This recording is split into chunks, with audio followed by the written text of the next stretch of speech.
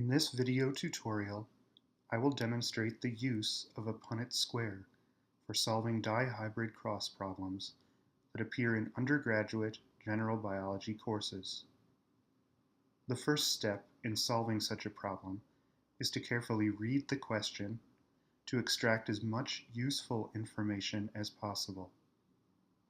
While doing this, I keep in mind that my goal in a dihybrid cross is to translate a phenotype to a genotype, or vice versa. In the example given here, there are 2 traits and 4 total phenotypes described. This identifies the problem as a dihybrid cross. The first trait is skin pattern. I will represent the recessive allele, which is unfreckled skin, with a lowercase f. Please note that this phenotype can be the result of only one genotype, homozygous recessive.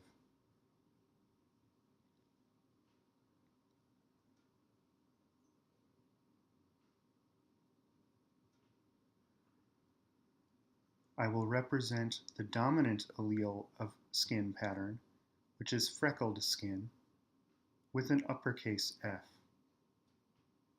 In contrast to the recessive phenotype, please note that this phenotype can be the result of 2 different genotypes.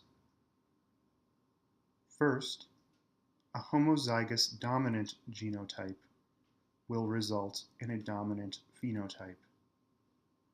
And second, a heterozygous genotype will result in a dominant phenotype.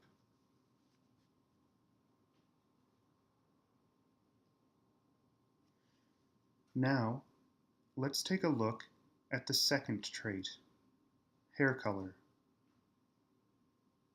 The same rules apply, but in this case, I will represent the recessive allele, which is red hair, with a lowercase b,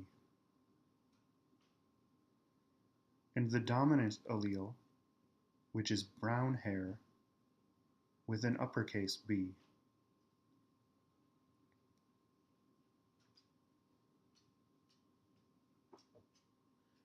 Next, I will make a list of the phenotypes provided by the question. In this case, we know the phenotypes of 8 offspring. 2 of the offspring have unfreckled skin and red hair. This is a double recessive phenotype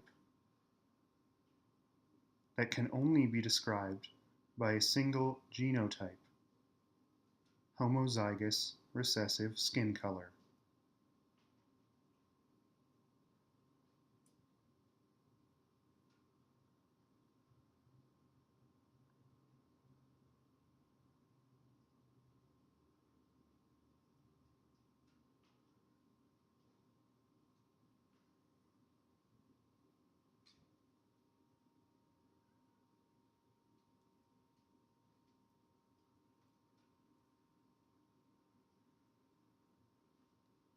Two additional offspring have freckled skin and brown hair.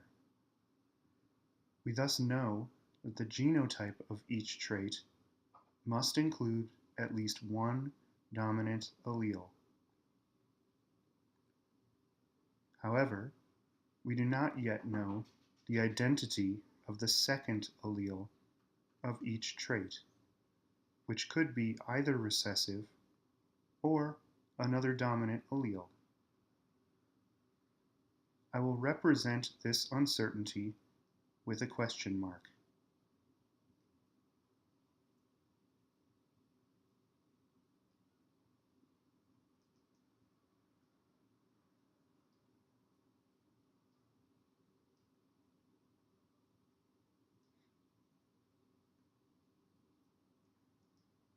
Another group of 2 offspring have freckled skin and red hair.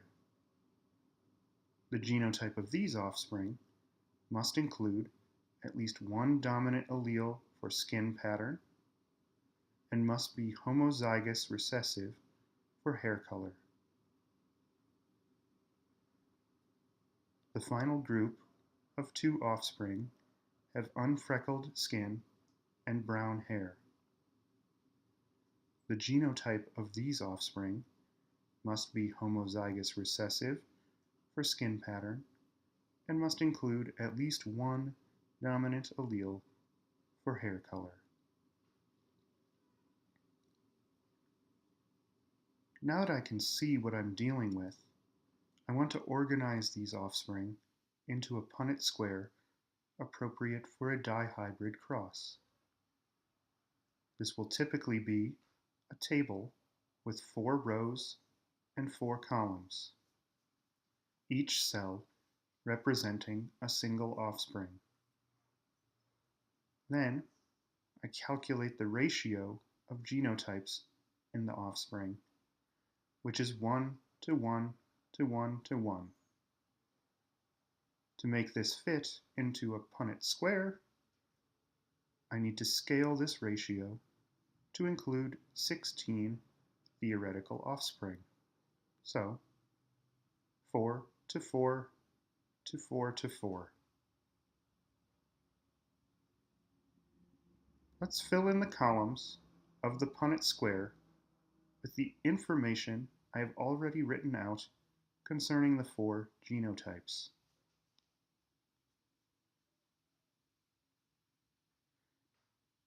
In the right-hand column, I will enter the 4 homozygous recessive offspring. I will then enter the remaining 3 groups of offspring in columns 1 through 3.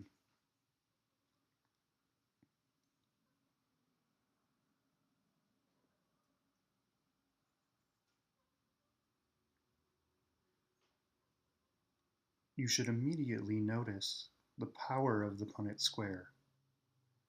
It simplifies the process of deduction required to solve difficult dihybrid cross problems like this one. For instance, once I assume that one allele for each trait comes from one parent, I can begin to deduce the parental genotypes. In this scenario, I will start by noticing that at least one recessive allele for each trait must come from each parent. This is based on column 4. Next, I use that information to complete the Punnett square by looking at what I now know about each parent. So we have a recessive skin pattern, recessive hair color, gamete for each parent. Now I go down that particular row 4 and notice that the parent on the vertical axis must have recessive alleles in all gametes.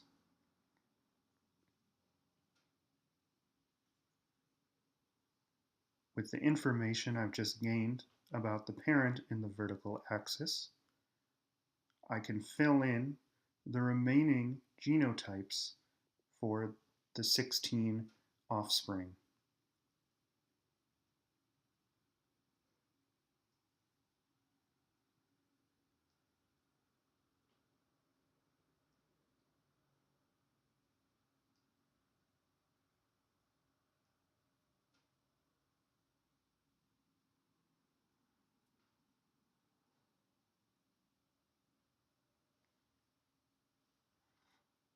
Looking at this table, I also notice that there are several dominant alleles that remain unaccounted for. Since I have already determined the gametes created by the parent in the vertical axis, I know that these dominant alleles must have come from gametes of the parent in the horizontal axis.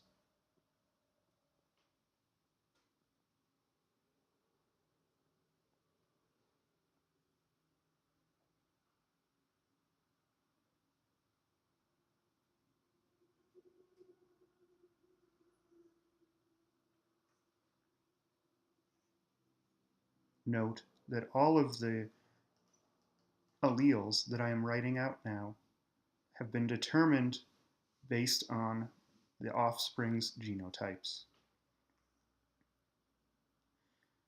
Finally, I need to complete the question by explicitly writing the genotype of each parent. I can do this by examining the individual gametes provided at the beginning of each column or row. In this case, I can see that the parent on the vertical axis has only recessive alleles for skin pattern and for hair color. Thus, that parent's genotype must be homozygous recessive for each.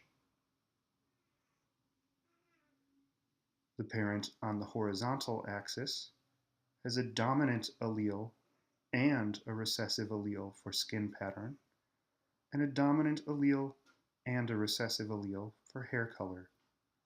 Therefore, that parent is heterozygous for both.